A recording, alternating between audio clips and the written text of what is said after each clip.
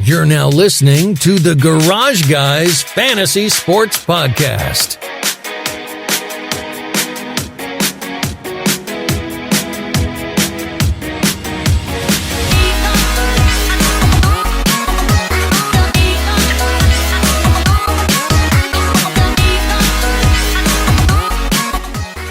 Welcome to episode 169 of the Garage Guys Fantasy Sports Podcast, brought to you by Drip Drop. We drink in Drip Drop, and Drip Drop is literally the key to hydration. We saw a lot of NASCAR drivers today that could have used some Drip Drop, so I started going crazy on Twitter, and Drip Drop's coming, whether you like it or not. But it's used by what's that? Do we get a founder's fee? We should, because we're going to link up Drip Drop and NASCAR. It's happening. But we're starting out strong on this podcast with Drip Drop. Say it with me, guys. Drip Drop. That's right. You're in your car, you're in the office, scream it loud. Drip Drop. Right now, go to dripdrop.com, use promo code GarageGuys20, and you will save 20% at checkout. Don't let us down. Do it for the Garage Guys. Hydrate yourself. Don't get taken away to infield care facilities like Bubba Wallace. He should have had Drip Drop. That was scary, by the way, guys. I don't know if y'all saw that. Terrifying to watch live because you could tell right away something was up, and then as soon as he started to kind of fall over, man, that was tough to watch. Right, and guys, we have a special guest on the show. You just heard his voice here. It's Rusty Walrus, the man, the myth, the legend. He's coming in swinging. We like it. He is, man. We look when Rusty came on, and I saw the backdrop. It was immediate. I knew, like, all right, down to business, baby. It's time.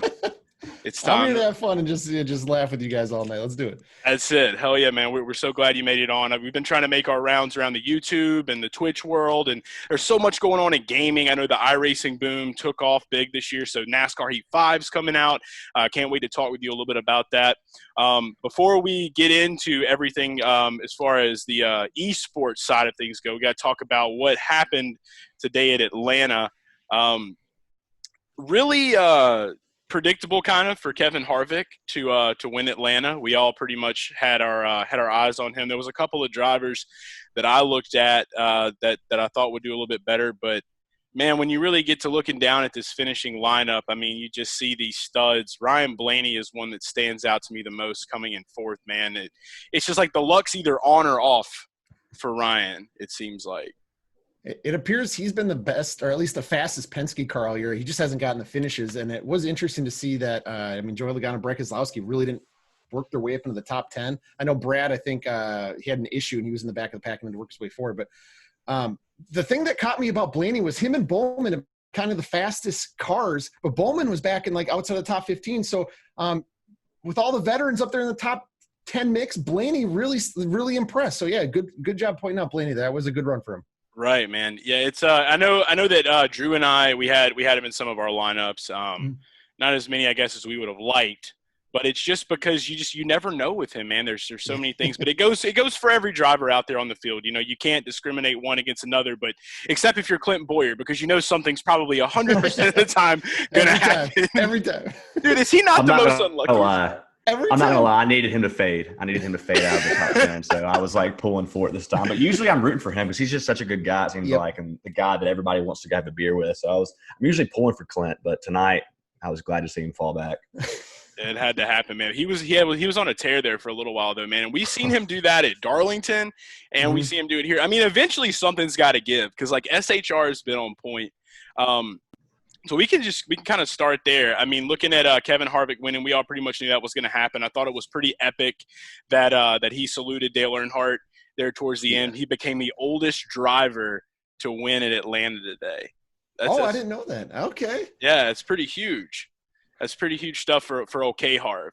So we and he didn't look that dehydrated compared to most of these guys, and he's way right? older. Good. Maybe keep going. he's either on the Tom Brady diet or he went and snuck to Penske and got Drip Drop out of Joey's box. That's what happened. He had to do something like that. But yeah, like, you know, I was looking at Harvick. You can't count him out where he's at. He was probably one of the top DFS plays. Drew, do you know what his ownership percentage was? Pretty much for the day. He was hovering around 50% most tournaments, and rightfully so with that history he had there. But I don't know. I kind of was getting a little worried for him in the middle of the race. I don't know about you guys, but he ended up coming back in stage 3 and dominating most of the race, most of the stage. Yeah, I've lost his track position there. Yeah, he did. I've learned not to worry too much because in just about every race, like Kevin will pull like one of those worrisome moments, but then he just finds a way to bounce back. And then looking at Eric Almirola, it wasn't really a big surprise. He started second. I had some people hit me up today. They're like, "Oh, but his price looks so good on DraftKings." Dude, all right. So Rusty, aside from fantasy, how many times a day does the name Eric Almirola cross your mind? Never. I hate to say it. He's a nice guy, but in any race day, I'm never thinking about him. They never talk about him. It just is what it is. Eric Almirola is not a guy I would pick to go anywhere. Yeah, man. He had that win at Talladega, and I'm sure he's had a couple other ones I can't remember, but that's the only one I can remember is the Talladega win. I think that's his most recent win. But even his sponsor, like Smithley, like when I go to get bacon, I don't think about brand name. Like, just give me some bacon. You know what I mean?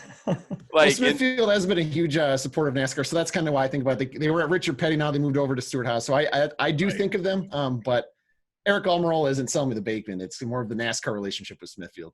Absolutely, yeah. So maybe I need to start buying more Smithfield bacon. I need to take control of that stuff for sure. Maybe he should just start like throwing bacon in his mouth as he's driving, and that way we'll think he has some more personality or something. More marketing. We need more marketing from Eric. Okay, Yeah. So we just Bacon City. Like that's all I want to see. So with him, with Eric doing that, I mean he fell back. I think he finished somewhere. I'm not 100% sure. I can look at the data real quick. He was somewhere around 17th is where he finished. So not good for fantasy purposes. Anybody that played him, I pretty much was very swift to tell them he's got to go. Get him out. But Clint, man, the corn cars.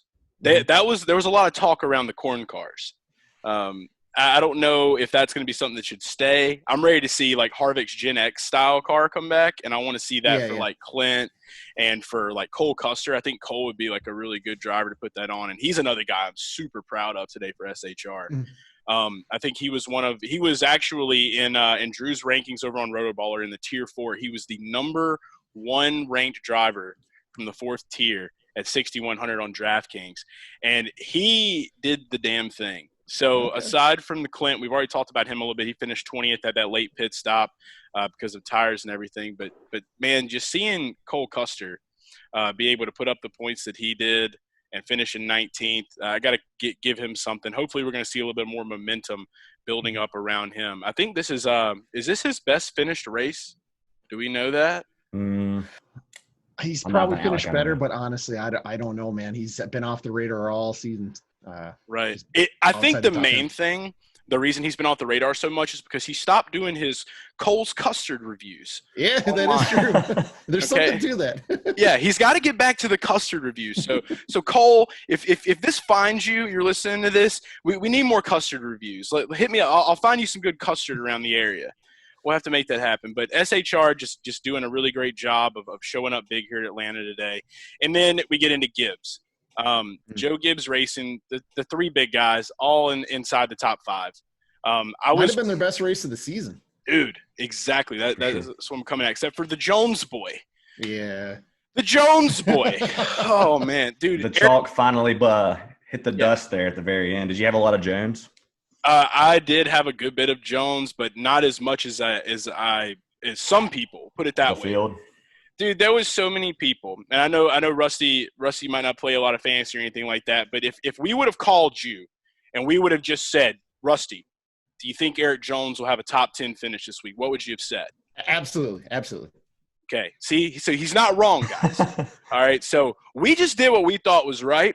At 6,600 on DraftKings, Eric Jones seemed like he was going to be one of the guys. We know he's got the equipment, and for where he was starting in position 16th, we knew he was going to be able to make some things happen. It's just that he got too close to Clint Boyer at some point in the race, and the luck wore off to him. So rough stuff there for him, but you just couldn't pass him up at where he was at. But talking about these other guys, Kyle Busch finishing in second, really no surprise there. And DraftKings got that right big time this week because I think Kevin was the highest price guy. And then we had Kyle right underneath him, which is typically how week-to-week things go. But I think Truex was probably one of the biggest values for Joe Gibbs this week out of all of them. And he got a lot of laps led in there. I think he led 65 laps in this race. So how much Truex – Did you guys catch Did you guys catch them say that that was Truex's first stage win of the season? Yes. Yeah, I couldn't believe that. It's like, what? Yeah, you would think he would have so much, but do you think that Cole Pern leaving has a huge impact on Martin? It has to have had some impact. But he's had speed. He's just had, I don't know what, I mean, I'm not that intimate with the 19 team, but he's been up front at points in races, or he's started off the race really rough and had to work his way forward. I think they're starting to put their program together, and then they'll keep the track position and get wins. I thought he could have won today, but Harvick was just, he was just on it, man. It's Harvick. He was just stunting. He was stunting on him. He's had plenty of speed. Both he and Boyer have had plenty of speed this year. They just seem to be kind of unlucky. So I don't know if we're going to see that turn or what. I'll say this much. I think that we're going to see that tide turn for Martin before we would for Boyer. Absolutely. For sure. Because Truex has just been so dominant. And, off record, I'm not going to lie, there are a couple of drivers out there. I'm pretty unbiased when it comes to drivers just because of us betting and doing everything that we do. So I'm all over the board. But there are a couple of guys that I pull for. Martin's one of those guys. And I always want to see him be successful and do well. And he might not like the term diva that people sometimes, but you got to embrace it, Martin. Like you're a diva, man. You're a NASCAR diva. It is what it is. I was listening to the scanner today. He was crying about the lap cars. That's just Martin. He's a competitor. It's awesome. Yeah, it's in his veins, man. So that's why I love him to death, man. And I hopefully we'll get to meet him. He's like it's weird because like the guys that like I end up pulling for, like some of them are like the guys that like I haven't got to like be around and approach the track yet. So we're gonna have to make that happen this year. And then Denny, obviously finishing in fifth, being able to come up from his starting position. His salary, I mean, on DraftKings, I know that me and Drew both chatted about this a little bit. We just thought there may have been a couple of different options that were a little bit better than him. However, we did play.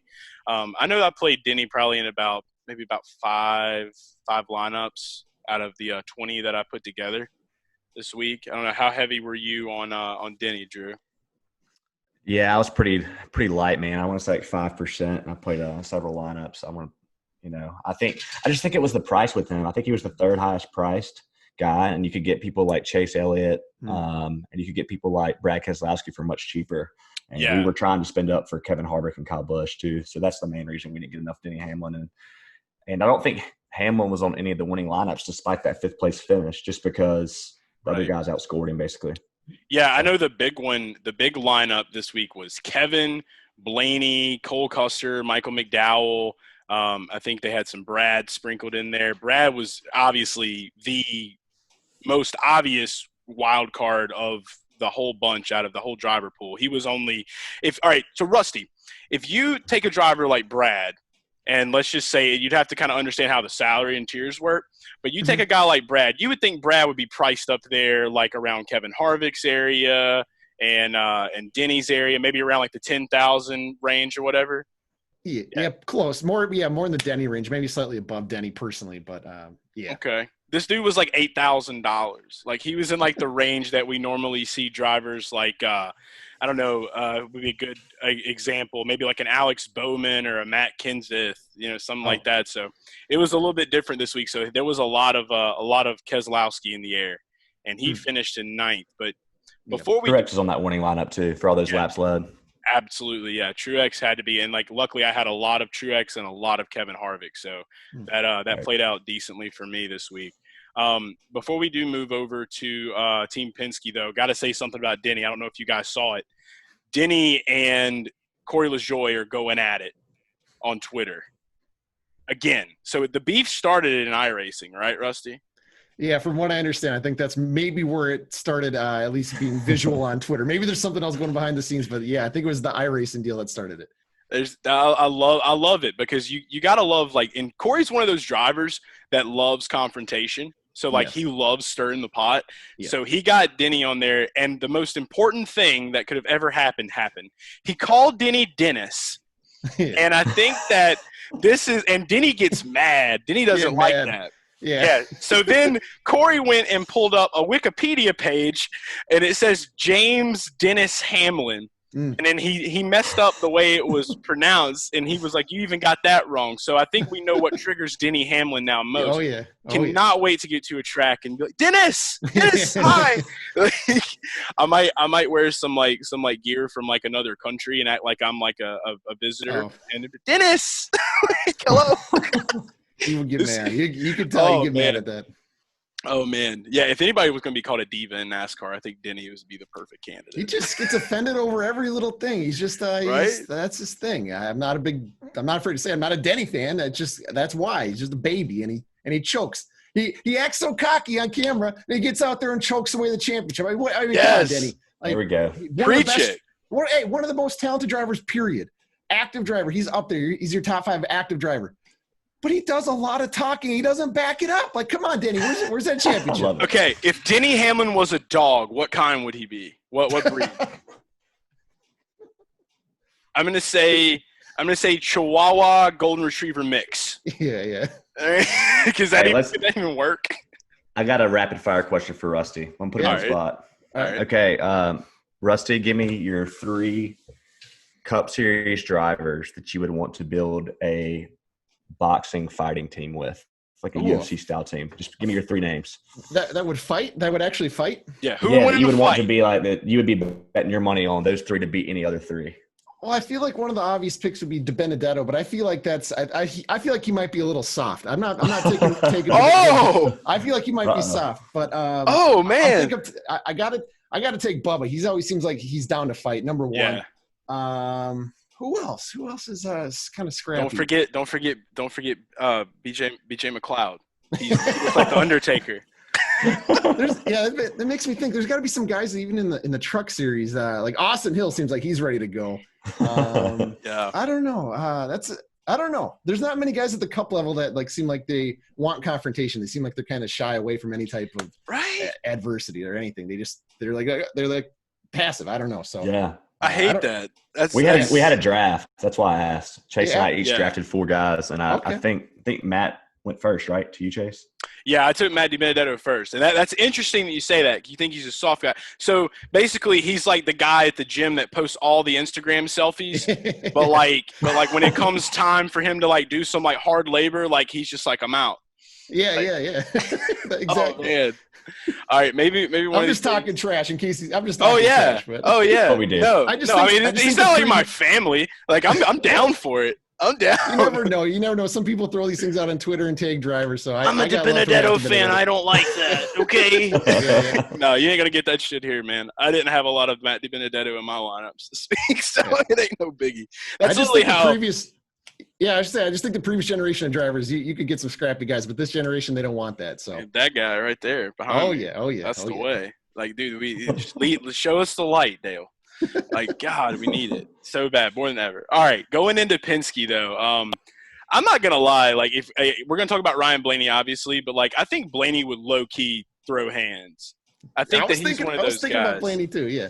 Like, he's the real quiet guy, but like when shit really pops off, he's just like, he doesn't say a word, and like the next thing you know, you're just getting snuck, just like going.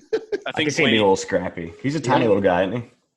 No, he's like literally maybe an inch shorter than me, and I'm 6 foot. So I mean, he's not too small. He's 6'1"? I thought he was small. Yeah, and he's decently built, man. He's literally like, he might be like a little bit slimmer than me. So I mean, yeah, it's a whole different perspective, man. And Rusty knows you've been to a couple of these races. I'm sure you've been in the garage areas. You've been around these drivers. You know that like what we see on the TV is not necessarily like at all like what these things are like. But Ryan Newman's the thickest boy. He's the thick boy of them all. Oh, Ryan Newman, that should have been number 1 draft right there. I had Ryan. I forgot about Newman. Yeah, you gotta have him, man. For my team, I had Bubba and Truex, and who else did I have? I was thinking Truex. Austin Dillon, I think you had him. Yeah, he seems like, yeah, so you had all of them. But back to racing. Blaney, we just got to keep the luck going for him, man. He had, I think, 2 laps led. As long as the luck can keep going, we know he's got the car. Him and his new crew chief have been gelling really well. And then Brad finishing in 9th, best value on DraftKings by far. Him doing what he did, he got you through, and he was definitely worth the value. And then Logano in 10th. So Joey was a huge surprise for me. today because of him starting where he did and then falling way back into the pack, but he always was able to work his way back up. So I definitely thought we would have seen Joey finish maybe inside the top 5. Yeah. But so that was a little bit of a shocker. I don't know if they're losing a little bit of momentum or like what's happening here. It's been strange. You got anything to say on that? You got any takes? I don't. I mean, to me, it's been kind of shocking that Blaney has been kind of the fastest driver, even though Logano had I forget where he won Phoenix, right? And Brad's won twice. They were kind of handed to him by Chase Elliott, but I don't know. Penske is just so weird to me because like Blaney started off the season hot, and Brad's gotten the wins recent. Logano, I don't know. I never know with Penske. Sometimes they're good, sometimes they're not. Right. It's just and maybe if they brought Dodge back, things would change. Do you guys know how they're paying those guys? Like who would be the head honcho and how they rank in terms of payment? Anybody know that? Scoop?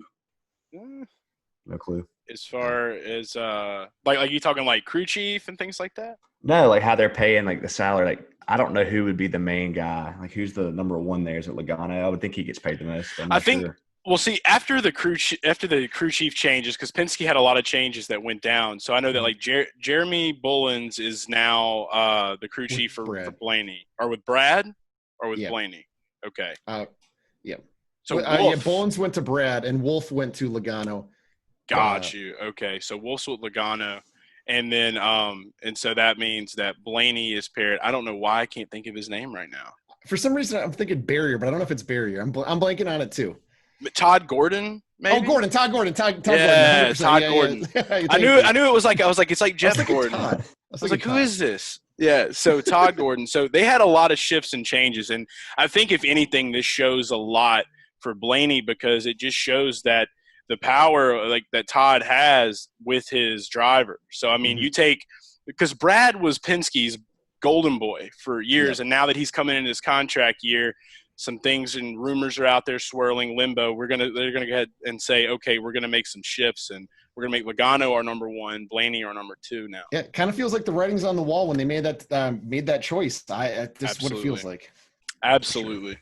So yeah, with Penske, hopefully some things will change and shake out, and some of these guys can get back up there in the winning positions. But I mean, still, all 3 of them being in the top 10, you can't really complain too much with that.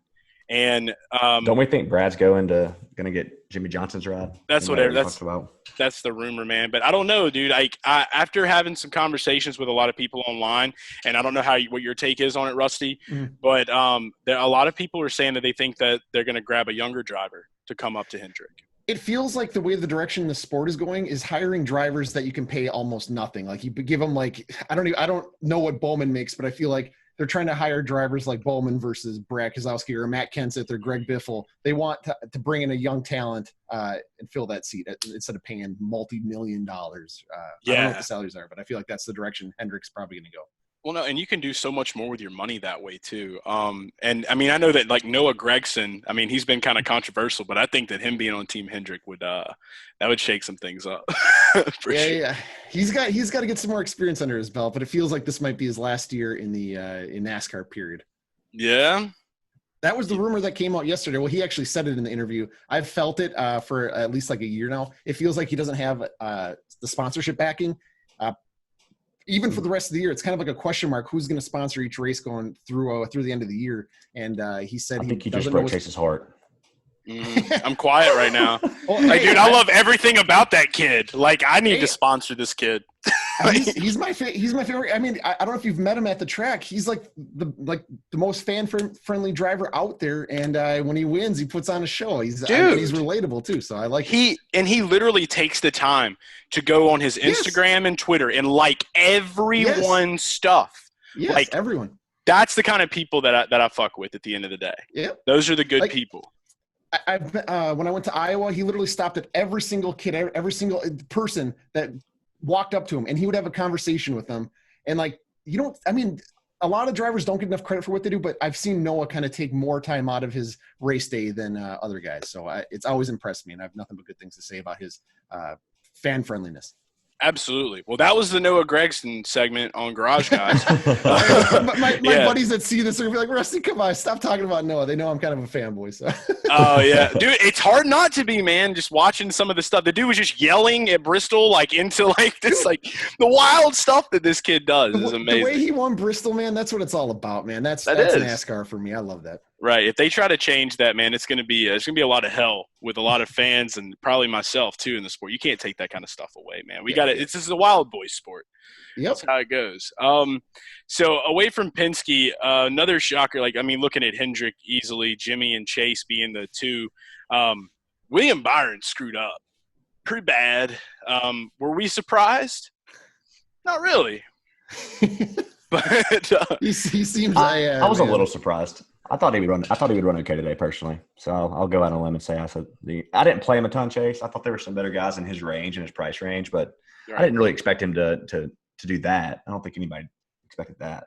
I don't think anybody intends to do it. Where did he finish? I didn't see what happened after his incident there. Oof, man, Byron finished 33rd. He got like 8 laps down at one point. Dude, he finished 313 laps this race, so that's how many he ran. So yeah, not a great day for old Willie B. But then behind him, I think was we had Jimmy and Chase up there. Alex Bowman was close to finishing top 10. He finished top 12, so he was 12th. Oh, wow. I had Bowman to win this race. And it's funny because just watching how he runs on intermediate tracks recently, like Auto Club, and how he took over Chicagoland, there's a lot of similarities, the bumpiness of this track. I thought that this was going to be the year that Alex is like, I finally figured this out. I know how to do this. And it looked that way for a little bit in the beginning, but then it's just, the filtration system hit, and he ended up in 12th. So that's how it goes. So I don't know. He'll get the hang of it eventually. I like Alex a lot. I think he needs to run the Valvoline car more, and then it'll give him more Mark Martin energy, and then he can do more things. So we'll keep that in mind because it's all about paint schemes. People don't tell you that. It's not about the driver. It's about the paint scheme. Okay, that's a joke. Please don't take that. A lot of NASCAR Twitter people take a lot of this kind of shit seriously. Dead serious. Yeah. I got to make sure that we clarify. But yeah, Chase finishing 8th, pretty standard stuff. Jimmy finishing 7th. We know that he can run really well here. And RCR guys, another big shocker for me. Tyler Reddick in 16th. I thought that he was going to have a really good day. Same. Your facial expressions right now tell me you have a lot to say about Tyler. Let me hear. I love Tyler. You saw what he could do at Darlington, Phoenix earlier this year. Notably Homestead the last 2 years in Xfinity. Tyler's a wheel man, but I think Dylan pretty much outran him all day today, didn't he? Like Dylan was the impressive. Not at first. Okay. But he did come back. So Austin finishing in 11th place. Yeah, I mean, I think that eventually what's going to happen is the media is going to start they've already kind of started flocking to Tyler. They're like, okay, Tyler, wow, he's running great. Austin's going to get the hot seat. Yep. Like he's going to get the fire under his ass. And he's going to really unleash it. I want to see him do well, man. I mean, everybody wants to see that 3-car do good in NASCAR. Oh, yeah. Whether they want him in it or not, the 3-car doing well is awesome, and it's cool for the sport. Absolutely. Hey, Austin was on that top lineup today. Yeah. I never can get him right, man. He's like the guy I can never get right. If I play him, he's going to finish 30th. If I don't play him, he's going to finish 11th. So right. That seems to be the narrative because me and Drew are in the same boat with that. Every time I play Austin, it's just like a wash. And it's always in the races you least suspect. Yeah. So, this being one of them. So great, great run for Austin.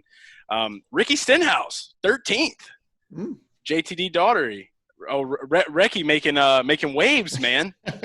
Making headlines. They stopped nacho. I figured out what was wrong though. They stopped serving nacho fries at Taco Bell. So until they bring it back, it's gonna be maybe not. If they bring it back, the day they bring nacho fries back, top 5 for Ricky Stenhouse, guaranteed.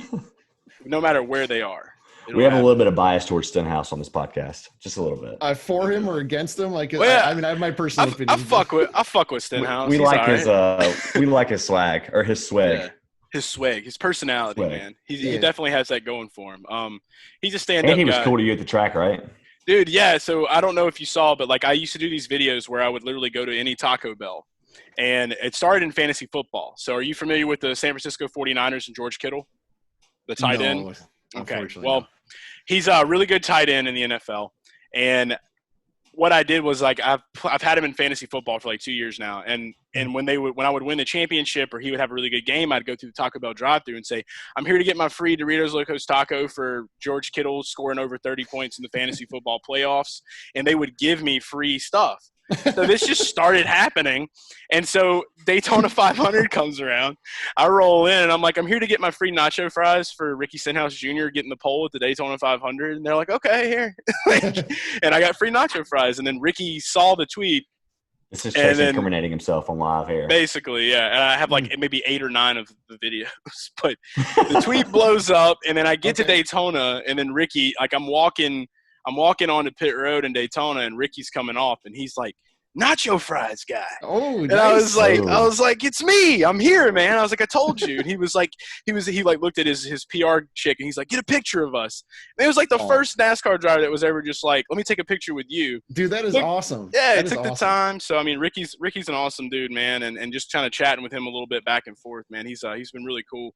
But yeah, him finishing 13th, man. I mean, JDD Daugherty, it's showing out. Like Chris Buescher did not get the good end of that stick on that trade, man. It feels like Stenhouse is outperforming his stuff this year. It seems like, I don't know. It's so weird. You would think Buescher would be the one that kind of like rise up, but I haven't seen like Buescher period this season. He's disappeared this year. And it was last year he had some really, really nice moments. I mean, I remember playing him in fantasy a few times and just thinking Buescher's going to be on his way up. His stock's rising. And to Rusty's point, it seems like Buescher, I don't even remember seeing him on TV this year, honestly. So he was on the video that that all the drivers put together today for the Black Lives Matter movement, which I thought was not on track. Yeah, but not on the track. He was on the video, so it was good to see him being a part of that and standing up for that. I thought that was awesome. But his, I think if anything, what this says is that we've seen Ricky Stenhouse have a few good finishes in that 17. Okay, him moving to the 47. Obviously better equipment if Buescher was doing well in the 37. I think he was in. Priest was in the 47 before. So obviously JD Daugherty's got the better equipment. But if Ricky could finish some of those races where, in the same areas with the 17, I think that generally this says Buescher is not as good as Stenhouse. So there's a hot take. Well, that was kind of the deal with Stenhouse. He just would always tear up his equipment instead of bringing it home like Ryan Newman did. And it's like, now Stenhouse is starting to bring it home, and it's like, hey, there's something. What's happening here? I think what happened was he tapped into the eBay market of NASCAR car parts, and he realized he could make some really good side money, so he would just wreck his car if he didn't think he was going to get a top 15, take it home, and sling it and make that dough. So maybe that's one thing. Who knows? Who really knows anyway? Entrepreneur. Yeah, it's got to be. Going into the Roush Fenway stables, though, Newman was 14th. That's basic for Ryan Newman. Ryan Newman's just one of those guys. He's in between 20 and 10. Kenseth in 15th. Now, Kenseth was a big mover the year before he retired at Atlanta. So that led me to believe that he might be a little bit better, but I think that he's still kind of getting his hands on a couple of things. And I see you got the McDonald's hat on. Are you a bit of a Kenseth guy? Are you more of the I think he's Sorry, hold on here. Oh, you're good.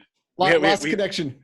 Oh no! You talked about. You said I got the McDonald's hat on. Yeah, you got the McDonald's hat. I was like, are you kind of a Kenseth fan, or are you repping that for Bubba today?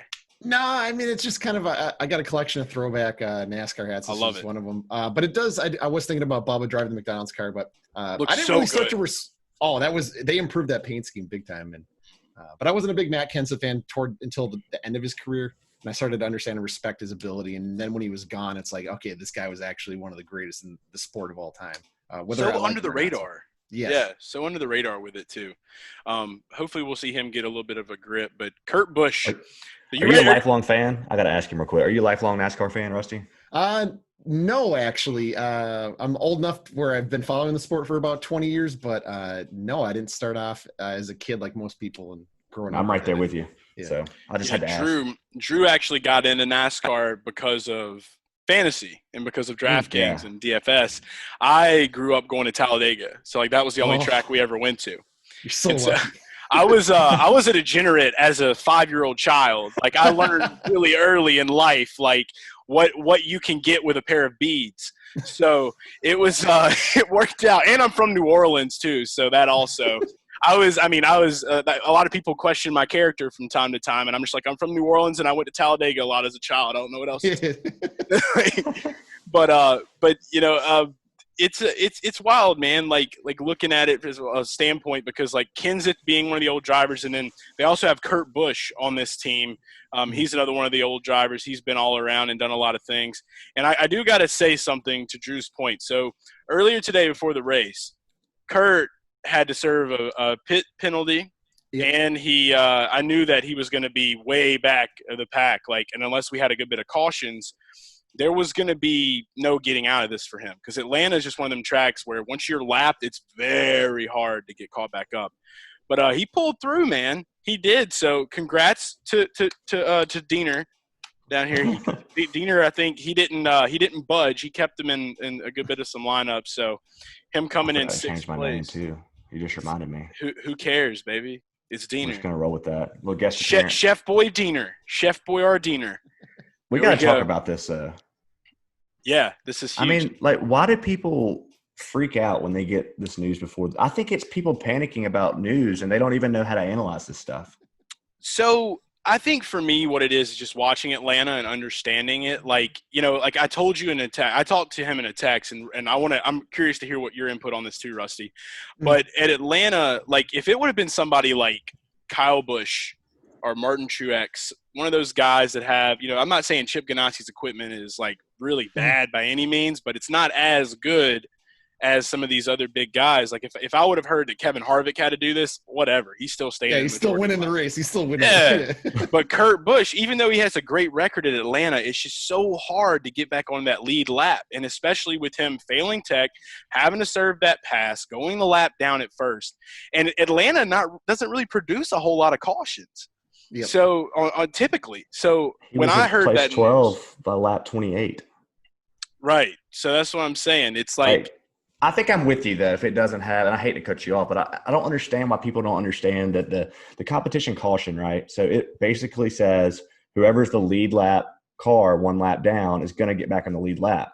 And you have to assume Kurt Busch is going to be the lucky dog. You think it's going to be J.J. Yeley or Josh Bilicki? It's Josh Bilicki. It's going to be it's going to be Kurt – It's going to be Kurt Busch. So I don't know why that was a big deal. I think that's exactly why it was a big deal, because there probably were so many people not realizing the competition caution. That changed everything, yeah. It did. So I didn't even have competition caution in my mind. I wasn't even thinking that we were going to have that. I still would have played him. Yeah. The first caution that comes out, he most likely is going to be the lucky dog. And with such a long race – I don't think we were playing Kurt Busch to be somebody that's dominating the racetrack from out front and getting laps led. We were playing him to move up from 12 to 5. That's what we were hoping for anyway. So whether he gets from 12 to 5 lap 50 or lap 150, it doesn't matter. Yeah, absolutely. I mean, and I feel you on that. Look, I think that Kurt's old enough now to where we know that he's been in this game a long time. He knows how he can get the most out of his equipment. I think it was just one of those kind of weirdly misjudged things because it just sounds so bad whenever you're hearing it, and then it goes into it. But I do have this might be a dumb question and make me look really bad, but this is what I got. Are we doing competition cautions at every race now? I think so until we get back to practicing. I think so. Yeah, because see, I wasn't used to this. I've literally forgotten all about that now because we've already been back to racing. It's normal, but I still forget. Oh wait, no practice, no qualifying. It's all becoming normal now. So yeah, that competition caution is everything. So that definitely helps out some of these big drivers that are getting pushed back. So going into Martinsville and other races, we definitely got to look at that a little bit closer and maybe not put so much scare out there to the public when these types of things are coming. But it was everywhere, man. It was everywhere today for him. I don't think it was a terrible call, by the way. If you were given that advice, I don't think that's terrible advice. I'm not trying to call you out in that fashion. It's better than the Priest advice at Bristol. I'll tell you that much. So Rusty, yeah. I heard that Priest was falling back to the rear, and I was like, oh, this isn't good. It's Bristol. And I had just woke up, dude. My head was I was still getting everything together. And this one guy messaged me. He's like, I'm like, yeah, get away from Priest. And I took Priest out of my lineups. They locked. And this is what I get for being a lazy bum and sleeping until 10 minutes before the race starts. So literally Drew's like, no, and I'm like, wait, and it's like 3 laps in, he's like, he's already in his position, moving past it now, and I'm just like, fuck, like it was the worst ever. But I had to call him out on Twitter for probably the first time ever, right? I'm glad you did it, though. I'm glad you did it. It needed to be done. So now I'll make sure that I'm up at least 4 hours before a race starts. We have to hold each other accountable a little Wasn't bit. that like a 3 p.m. start too? Like, what are you doing?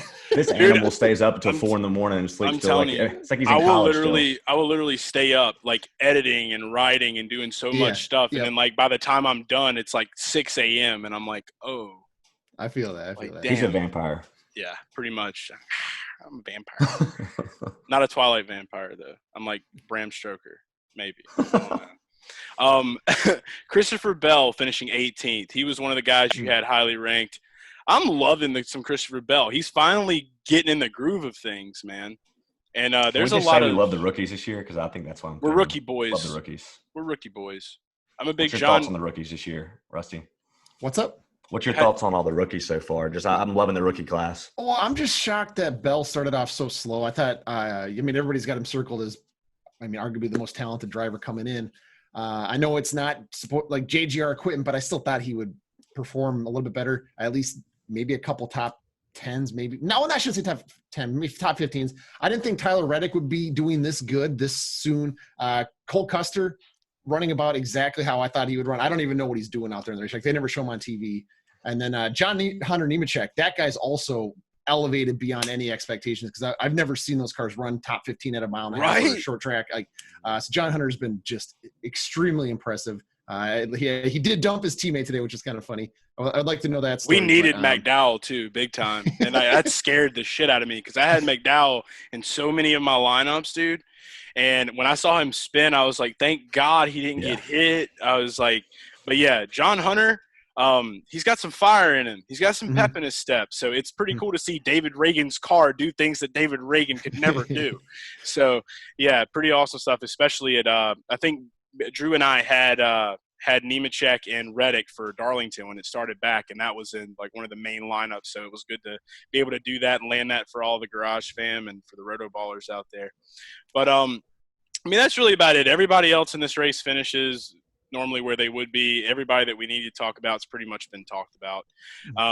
And so going past that, looking past this race, obviously we have Martinsville on Wednesday. How many hot dogs are you going to eat this week, by the way, Rusty? I still got to get to Martinsville. If I'm ever at Martinsville, I might eat like 20 at each race event that they have. Like, I got to get to Martinsville and try those babies out. We were supposed to go to Martinsville this year, and that's what I was upset about, man. We were literally going to go on the NASCAR tour like this year. We normally just do Dega and Daytona. Yeah. I did Daytona in January, but we had Bristol planned. We had Martinsville planned. We had Phoenix planned. Yeah. So it's been crazy, but I'm super excited for Martinsville. It's always one of my favorite races, the paperclip. I can't race it great on NASCAR Heat though. Yeah, in the video game, it's my worst track. Period. Like I don't like going there. I like watching it, but I don't like going there in the game ever. So let's talk about NASCAR Heat. Let's talk about a little bit what you do. So when you got into NASCAR, did you get into NASCAR through all the things you do with gaming, or was it more of just like the sheer glamour of the sport itself? It's actually, I never even thought about this until you mentioned that. I grew up watching baseball, basketball, playing those sports, and I have vague memories of watching races with my dad. I remember like Rusty Walrus flipping at Talladega. I have just these vague memories, but I didn't really get into NASCAR until like he gave me NASCAR 98 on the PlayStation, and I was obsessed with that game. I didn't really watch the races, but I loved that game. And then a few years pass, my dad takes me to my first race. It was the 2001 Daytona 500. And I'll never forget the first. I'm getting chills thinking about. I'll never forget the first time you see the track at Daytona, and then actually when you go through the gates and the cars are at speed in the pack and they blow by you at speed. That moment right there, that changed my life.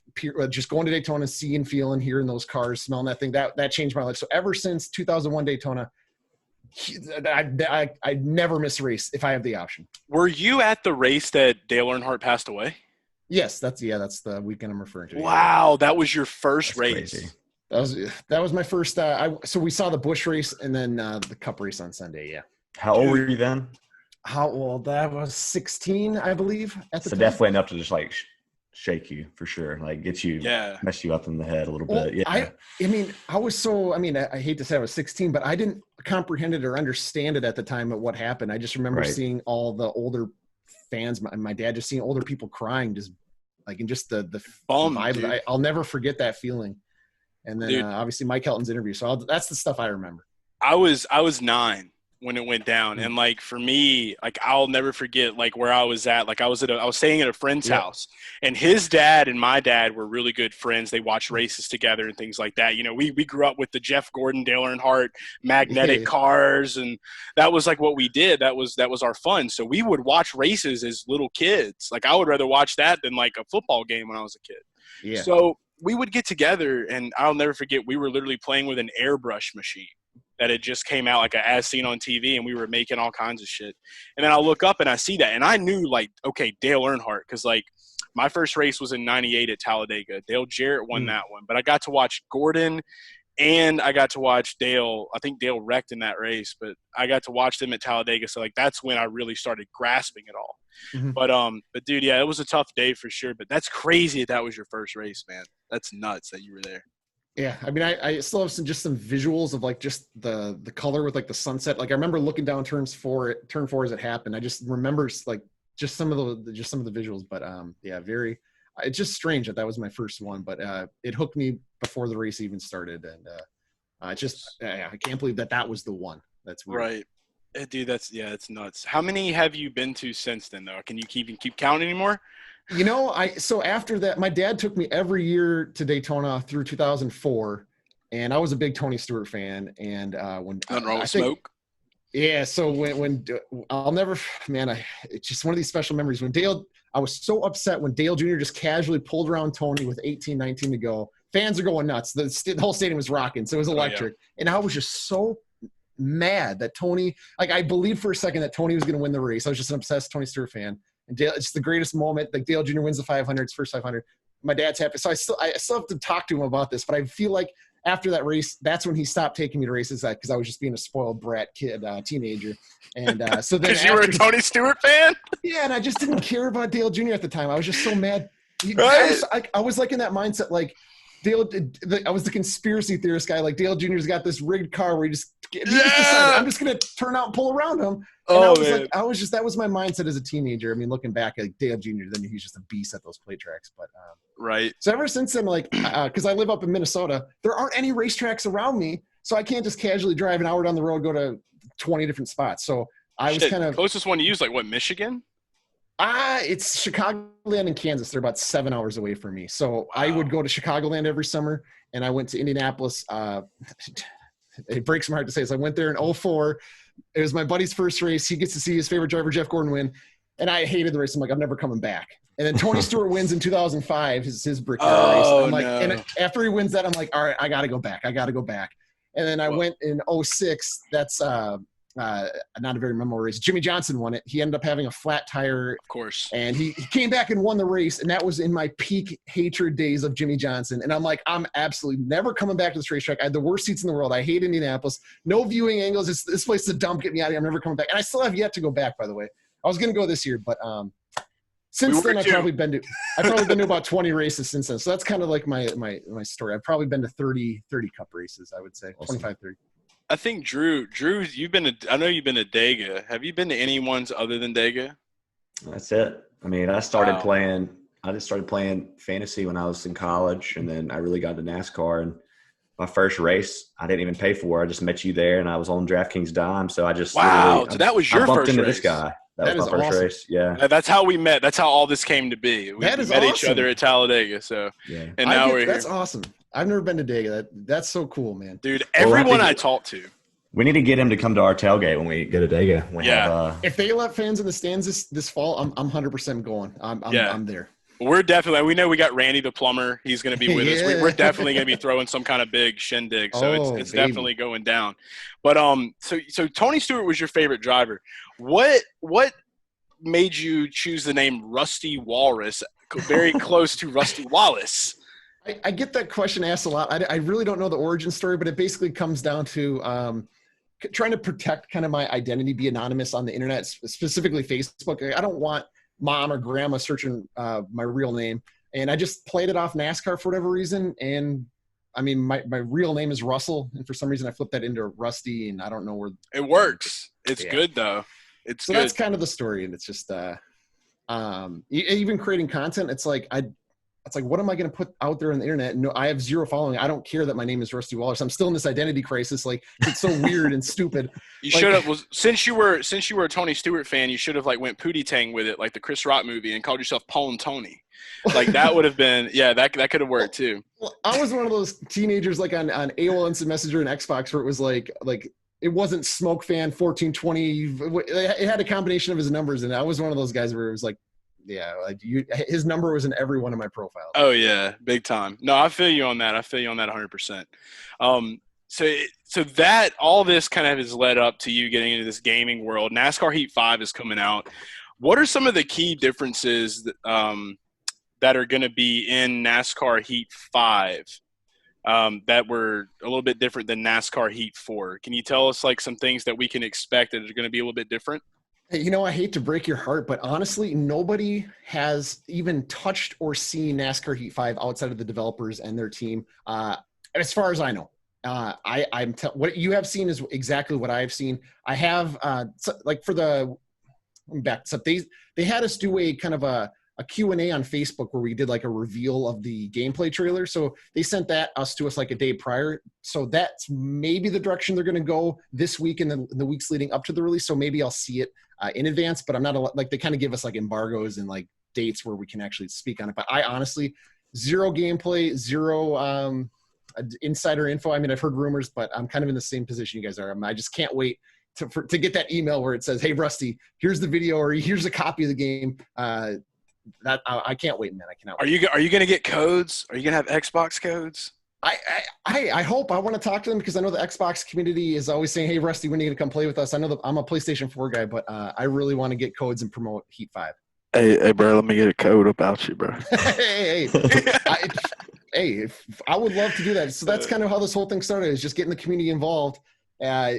Whether you're like a fan of iRacing, Heat, just get all these personalities together, put on a broadcast, put on a show, and have fun. So I would love to do that with you. Hell yeah, man. That would be awesome. I know that me and Drew are Xbox boys. And I mean, we get a lot of shit from PlayStation guys, but look, I'm firm in my stance. Like, look, if I want to go play Mortal Kombat or some Spyro and shit, I'm gonna go fire up the PlayStation. If I want to play real video games, I'm gonna go fire up the Xbox, bro. That's how I roll. Yeah, if I'm gonna play a first-person shooter, it's Xbox 100% of the time. I'm not playing a first-person shooter on PlayStation. Like, are you kidding me? I'm playing like platformers on PlayStation. I'm playing real games on Xbox. Hell yeah. And you got the diehards. They're like the PC gamers. Those are the real gamers. Oh yeah. You got the color coded shit. All the hotkeys and all that. Yeah. Yeah, man. No, I can't do that stuff. I played World of Warcraft like one time, and I was like, I can't do this. Like, I've watched people like live in front of a computer for 3 days. I'm at a raid. Leave me alone. like, yo, bro. Like, I gotta get out of here. Like, it stinks. You're in your underwear. Like, whoa, bro. Like, too much. It's like, dude, it's crazy. Have you guys seen the WoW episode of South? Whenever episode of Southport, Cartman and all of them were like together. Like, I think I've seen that one. Is that the one where they did they went to the Red Robin for Jay-Z and Beyonce's wedding? No. You that need was to the look console up wars.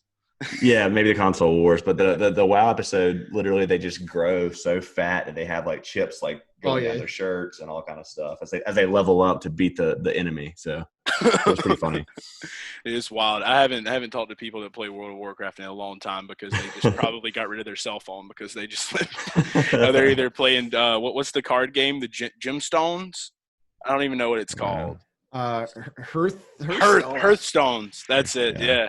They get deep into it, man. But no, I know that with PC, the big game lately, and I see a lot of like Noah Sweet and some of these other guys have been really big into NR 2003. Yeah. NR is getting a comeback right now. It's kind of trendy. People are frustrated and waiting for Heat 5, so there's a little bit of a revival there, especially with the custom paint scheme scene right now. I was mind blown by that, dude, because like you get that console feel, but you get the customization. See, for me, if NASCAR Heat would just allow us to do that type of customization on console, I would never touch anything again like that. I love Heat, man. I'm a Heat truther, and I don't care what people say because I know me and Drew have played Heat. We like it. We like being able to do the Xbox Live thing. iRacing is more of, okay, I kind of want to get into racing. We see William Byron go from that to being in a cup seat. That's really a tool that you use to get better at driving. I mean, you can have fun with it, but at the end of the day, it's not a video game. You know what I mean? And I want that video game. Like, that's what I'm not trying to be like, I want to be a race car driver now. I'm trying to be like, yo, I'm trying to kick it with the boys, and I want to go turn some laps. But do you play with a wheel or do you play with a controller? On NASCAR Heat, it's controller every single time. I did dabble a little bit with the steering wheel, like on restrictor plate tracks, but I'm controller all the way. I like the casual nature of it, the accessibility of NASCAR Heat. I just want to pick it up and have fun. I don't want to think too much about anything. Like when I'm streaming, the chat's always roasting me for choking races away or doing something stupid, reading the chat, running into the wall. It's like, I'm here to have fun and play NASCAR Heat. Like, I'm not trying to be a sim racer. So that's why that culture stems. You know, when we see NASCAR now, you know, they have the Heat teams in the draft. So I think that culture, there's kind of like a crossing of iRacing culture into Heat. So that's why people have that mindset to take it a little bit more serious, because we know those guys are taking it really serious, and some of them are playing with the wheel. Don't let the console deal fool you. They're just as competitive as the iRacing guys. They're so dedicated to their craft. They like with the setups, they're up 24/7 practicing, talking to each other, trying to figure out how to just gain just anything. And the game's been fractions of a second. I'm telling you, that's what they're like. In the community right now, people are speculating about cheating. It's like, no, the guys that are the fastest are putting in more time than anyone with these custom setups. And once I was kind of a hater of setups when I got NASCAR Heat 4, it's like, oh, who's gonna do setups? That's just for like the hardcore like nerds or something. But no, once you actually try a setup and feel the difference in those cars, and then you start to think, well, how can I make this car faster? That's when it kind of takes it to another level. And then with the Pro League, they're adding money to it. They're adding these guys take it really serious, and it's really fun to be a part of it. And the competitive nature of it, like anybody can win any week on the PlayStation side. So it's they're really dedicated to the craft. So I always give them all the credit in the world for putting on a show, because they're obsessed. They're obsessed, and they love what they do. I love that, though. I love hearing that, man. I'm all for it. So any support that the garage guys can give to NASCAR Heat when things start really getting spicy, you know, to holler at me. But dude, it's been a great show, great recap. Rusty, where can all the garage fam follow you at, man?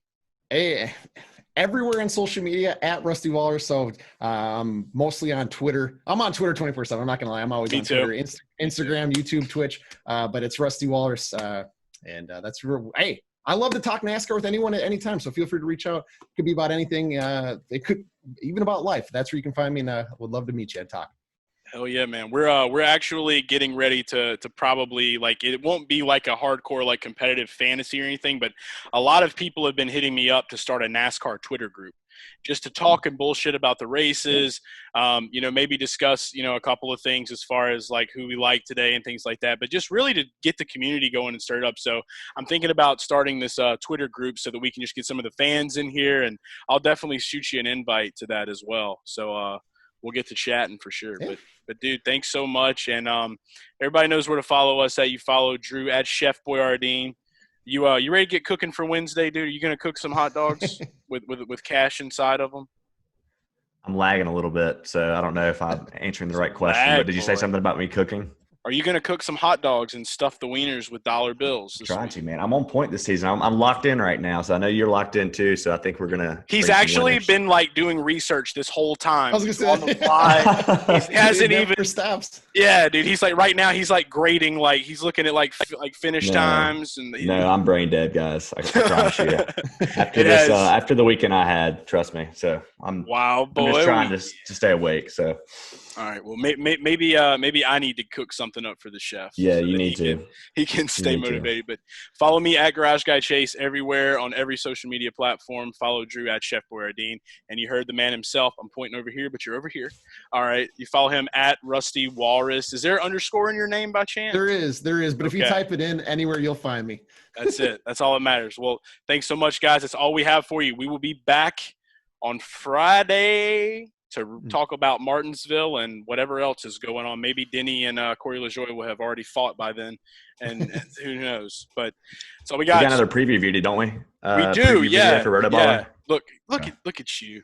You might be I got to hold you accountable, but yeah. I also got to make sure you don't record at like 2 a.m. so I can do it with you. Yeah, so we will have the Roto Baller NASCAR DFS preview out for Martinsville coming up in the next day or two. So be on the lookout for that. And again, as always, go to Roto Baller, use promo code Garage. You'll get a discount when you sign up for the NASCAR premium content. That Slack chat's been going off, by the way, too. So lots of winners. Yeah. We're gonna get Rusty into this, whether he likes or not, and he's gonna realize that his whole life is turned upside down. I know. It's gonna happen sooner or later. Oh yeah. Well, hell yeah. Well, that's all we got. Be on the lookout for that stuff. We'll have all of our articles and content up on Rotoballer this week. As always, sports, party, repeat. It's the Garage Guys. It's the Garage Guys. It's the Garage Guys. It's the Garage Guys. It's the Garage Guys. It's the Garage Guys. It's the Garage Guys. It's the Garage Guys.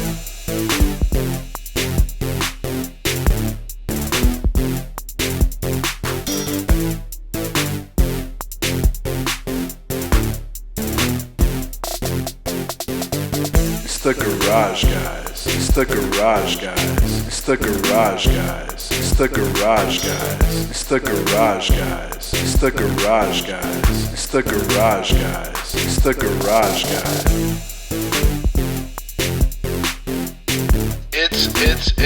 It's the Garage Guys.